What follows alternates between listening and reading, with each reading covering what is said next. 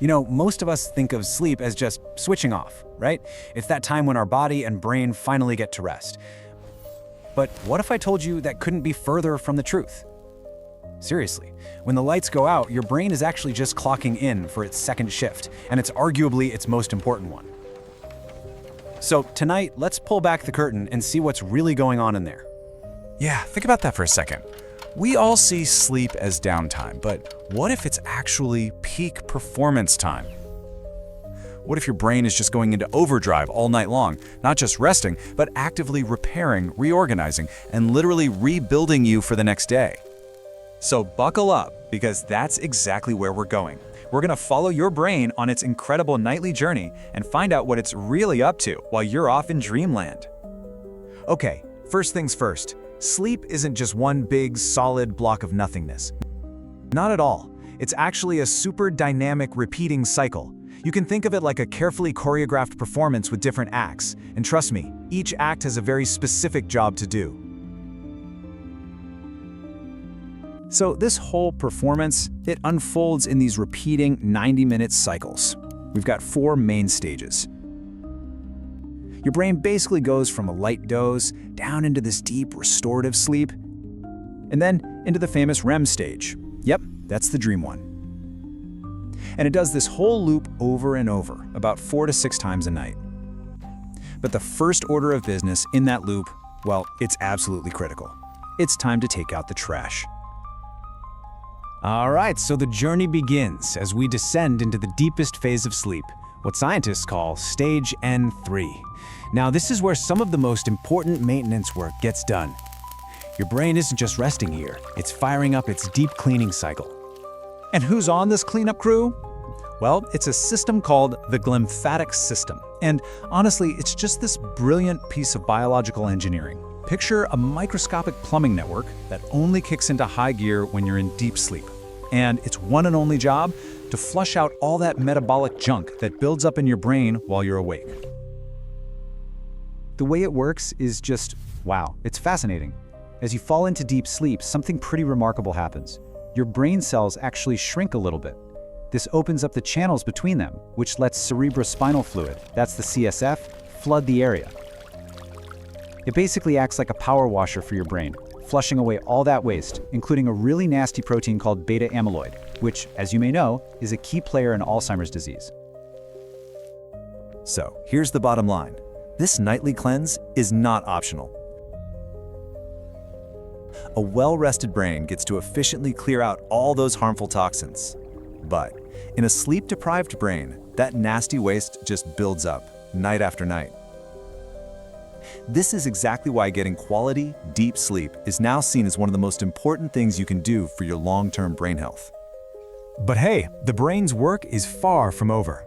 After that big, deep clean, it's time to enter the most mysterious and, believe it or not, one of the most active phases. REM sleep. And no, it's not just about weird dreams. This is a period of super intense brain activity that works as both an overnight therapy session and a creativity booster.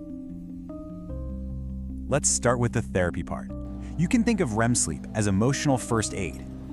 It goes back and revisits the challenging stuff from your day, but then it does something absolutely incredible. It separates the memory itself from the intense, raw emotion attached to it. It's basically how we learn from tough situations without getting stuck in the trauma of them. So how does it do this? Well, during REM sleep, a lot of the stress-related chemicals in your brain are just shut off. This creates this safe space for your brain to work through things. It strengthens the connection between your prefrontal cortex, think of it as your brain's logical CEO, and the amygdala, which is like the emotional alarm center. So after a good night's sleep, the CEO is back in charge. This whole process takes the sharp emotional sting out of tough memories. We get to carry the wisdom, not the wound. But that's not all. Beyond therapy, REM sleep is also when your brain turns into a creative genius. Seriously, it's during this stage that it starts making all these new and really unusual connections between totally unrelated ideas, and that's what leads to those amazing aha moments of insight. And the results here are just staggering. I mean, get this. Studies have found that after a full night's sleep, you are more than twice as likely to figure out a complex problem. And it's not because you're grinding away at it, it's because you're letting your sleeping brain make these brilliant connections your waking brain just couldn't see. It is the literal definition of sleeping on it. Okay, so we've seen all the incredible work your brain does every single night. It's amazing, right? But what happens when that journey gets cut short? Well, the consequences are immediate, and they are pretty severe. Remember that calm, controlled brain we talked about where the logical CEO is in charge? Well, take away a night's sleep and you get this. That vital connection between the rational prefrontal cortex and the emotional amygdala, it's basically severed. Your logical brain completely loses its grip, and the amygdala, your emotional gas pedal, is just floored with no brakes. And what does that feel like?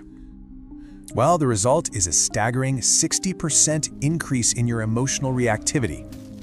Let me say that again, 60%. That means after just one night of bad sleep, your emotional responses are amplified by more than half.